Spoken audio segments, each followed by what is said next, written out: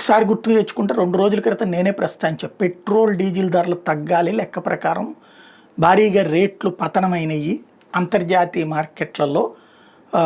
ఆ మధ్యకాలంలో $120 దాకా వెళ్ళినటువంటి బ్యారెల్ తర్వాత మళ్ళీ 70 దగ్గరికి వెళ్ళి ఇప్పుడు తాజాగా 45-50 దగ్గర ట్రేడ్ అవుతోంది. కాబట్టి ధరలు తగ్గినాయి. వాస్తవం గతంలో కూడా అట్లా ధరలు తగ్గినప్పుడు తగ్గించలేదు ప్రభుత్వం, దాని డబ్బులు వసూలు చేస్తున్నారు అన్నటువంటిది.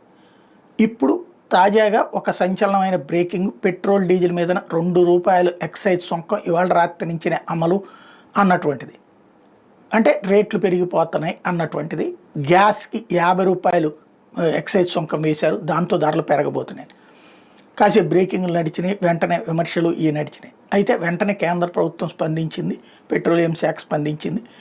ఏ ధర పెరగదు, ఈ డబ్బులు అన్నటువంటిది యథాతథంగా ఉంటాయి ఈ రేట్లని. అసలు లాజిక్ అక్కడే ఉంది. ధర తగ్గించాల్సిన అమౌంట్ ₹2 పెట్రోల్ డీజిల్కి, గ్యాస్కి ₹50. ఈ మారిన అంతర్జాతీయ ధరల ప్రకారం ఆ తగ్గింపుని మన చేతికి అందనీయట్లా.